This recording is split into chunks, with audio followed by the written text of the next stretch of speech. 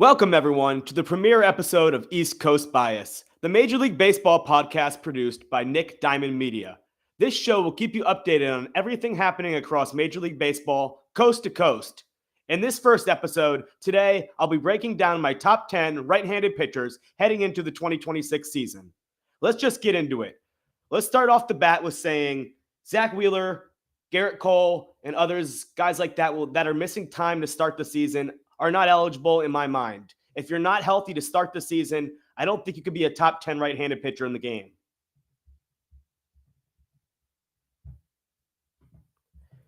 I'll give a few honorable mentions. A couple guys I wanted to shout out. Cade Horton had a great 2025. I'm excited about him. Let's give a few stats from him in 2025. Cade Horton had 118 innings, a 2.67 ERA, a 3.58 FIP, only 7.4 K per nine. That's why he's an honorable mention and not in the top 10. That's why I left him off. And he had a 2.2 FWAR in only 118 innings. A big reason why the Cubs made the playoffs and won a playoff series. And I'm expecting big things out of Cade Horton, but he just fell at number 12 for me. At number 11, the next guy who just fell off in the honorable mentions, Nick Pivetta. Nick Pivetta is coming off the best season of his entire career with 181.2 innings pitched, 2.87 ERA, and 3.49 FIP, a 9.4 K per nine. We always knew that he had the stuff to go out there and pitch. He put it all together this year for the Padres in a new environment. Went from Fenway Park, a very bad pitching environment, to Petco Park, which is a very good pitching environment. He put together a 3.7 FWAR season, so he still needs to limit the walks, but Nick Pivetta had a very good season, and I expect him to have another good season. So let's get into the top 10. Heading into the top 10. The number 10 pitcher in my mind, the number 10 right-handed pitcher in my mind heading into the 2026 season is Joe Ryan. Joe Ryan in 2025 had 171 innings pitched, a 3.42 ERA. His FIP came in at 3.74. He had a 10.2 K per nine, a 5.7 walk percentage, and a 3.1 FWAR. Joe Ryan was a guy that had a lot of trade rumors floating around with him at the deadline last year with the Red Sox and many other interested suitors for him. We actually expected him to get traded this offseason, but he stays with the Twins, and I think he's going to have a great season in 2026, and that's why he's number 10 on my top 10 right-handed pitchers for 2026.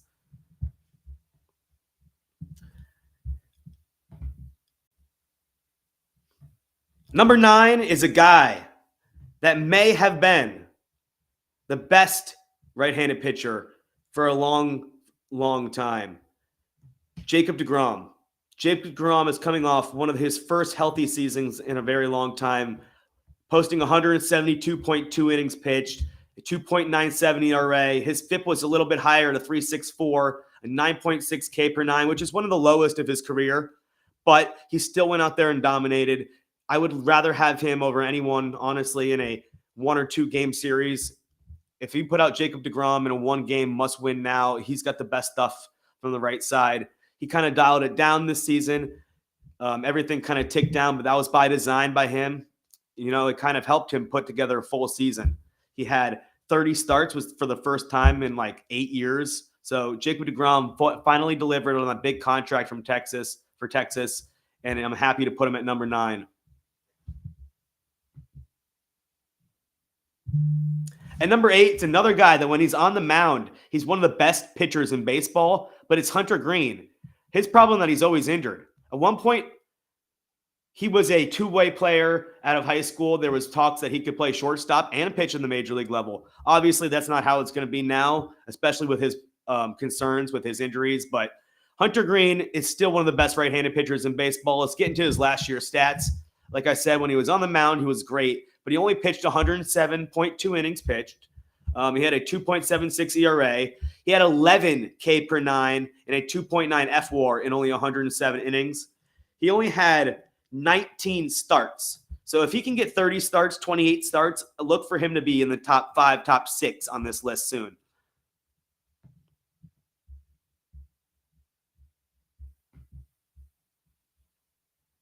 Number 7, unfortunately, it's a guy that also had his season cut short.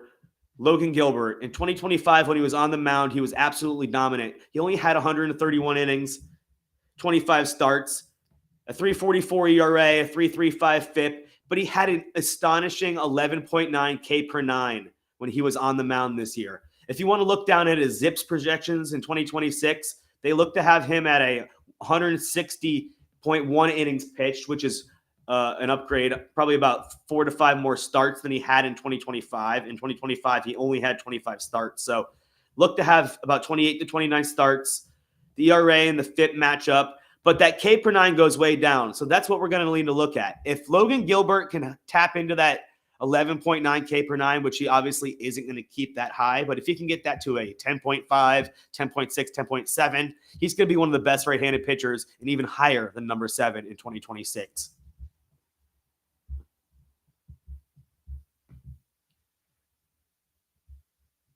My number 10, not number 10, I'm sorry about that. My number 6 right-handed pitcher going into 2026 is Freddie Peralta. Freddie Peralta was just traded for the Milwaukee Brewers to the New York Mets. He's going to sit on top of the Mets rotation, and he's going to be a dominant force for them in 2026.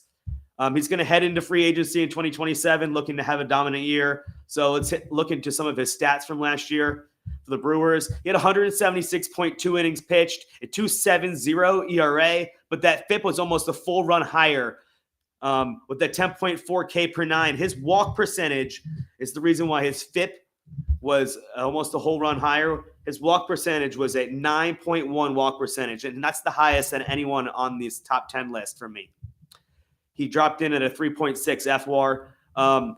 Moving into the from the Brewers to the Mets, they look for his ERA to go up this season for the Mets in the ZiPS projections, but I still have him slotted in my number 6. The guys above him, I think the top 6 are very good pitchers. Then 7 through 10 are a different tier, but then top 6 through 2 or 6 to 2 are very good, and the number 1 is a different tier. Well, let's get into the number 5. The number 5 pitcher in my mind, or number 5 right-handed pitcher in my mind heading into 2026 is the Houston Astros' Hunter Brown. He finally unlocked a great season. He finally unlocked the potential that he always had. 185.1 innings pitched, a 2.43 ERA, a 3.14 FIP, a 10.0 K per nine, and a 4.6 FWAR. He finished third in the Cy Young in the American League this year, and I expect to have another astonishingly great season for the Houston Astros. Now that Framber is gone, heading to the Chicago White Sox, Hunter Brown is the no doubt ace of that staff, and look for him to even make another step going forward.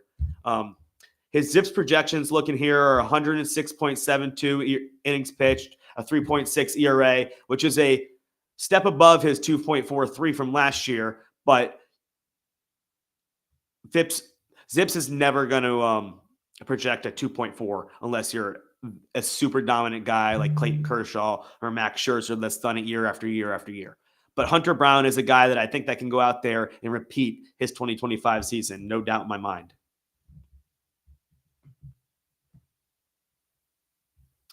We head into the number 4, Logan Webb.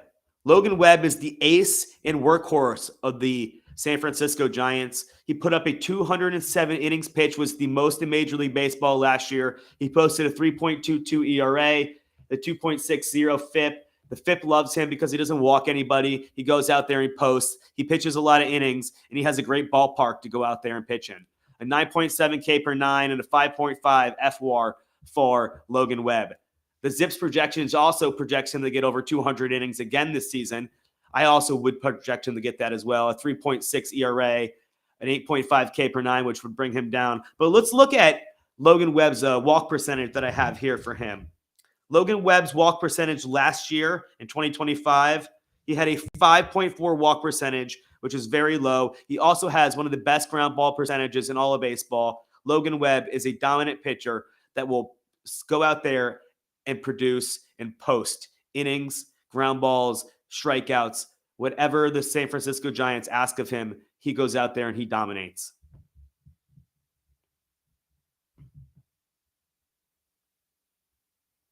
Number 3, Brian Wu of the Seattle Mariners.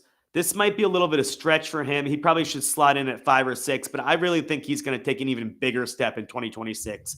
In 2025, he went out there and posted 186.2 innings. Something that he hasn't done before is go out there and post 30 starts. Last year, he had 30 starts, 180 innings. He went out there and he was great. I expect him to go out there and maybe expand on that. He can be a guy that can get the 200 innings like Logan Webb did.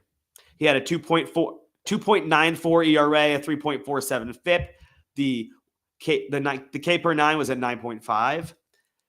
Zips doesn't like him as much as I do, but I think he's going to go out there. He's going to take the next step, and he's going to become a workhorse for the Seattle Mariners like Logan Webb is for the San Francisco Giants. He has the ballpark to do it. He has the arm to do it. He has the fastball to do it. Bryan Woo is my guy. I have him at number 3. A lot of people would have him a little bit lower, but that's my guy that I have at number 3. At number 2, we have the postseason hero for the Los Angeles Dodgers and Yoshinobu Yamamoto. Yoshinobu Yamamoto had one of the greatest postseasons of all time with back-to-back shutouts in the playoffs, 173.2 innings pitched in the regular season, a 2.49 ERA. FIP had him at 2.94, a 10.4 K per 9, and he had a 5 FWAR. Zips even likes him even more this year with a 179 innings pitch, a 2.75 ERA. This is a guy who I think is going to go out there and expand on his postseason. He's finally comfortable in the United States. He's the ace of an already loaded staff. I think he's better than Shohei. I think he's better than Tyler Glasnow. Those guys are not on my list this year. And Yoshinobu Yamamoto is at number 2. I think he's better than Blake Snell. I think this is a guy that's going to go out there and be one of the best top 5 pitchers in baseball going forward for the next 5 to 10 seasons. And the Dodgers got him on a steal, and that's wild to say about a $325 million contract, but Yoshinobu Yamamoto was a steal. And I think we all know who number 1 was. It's the 2025 NL Cy Young, Paul Skeens. Paul Skeens is having one of the best starts of a career of all time. 187. Paul Skeens' ERA last year was 1.97, under 2. He had a 2.36 FIP. He went out there and posted 32 starts, almost 190 innings, a 10.49 K per 9, a 6.5 FWAR, and then he lowered his walk percentage to a 5.7%. Paul Skeens is a generational talent. We just saw what Tarik Skubal got in his last year of arbitration at $32 million. When Paul Skeens gets to that point, we're looking at $45 to $50 million and his last year of arbitration, and who knows what he gets on the open market. This is a generational talent. We're looking at one of the best right-handed pitchers of all time.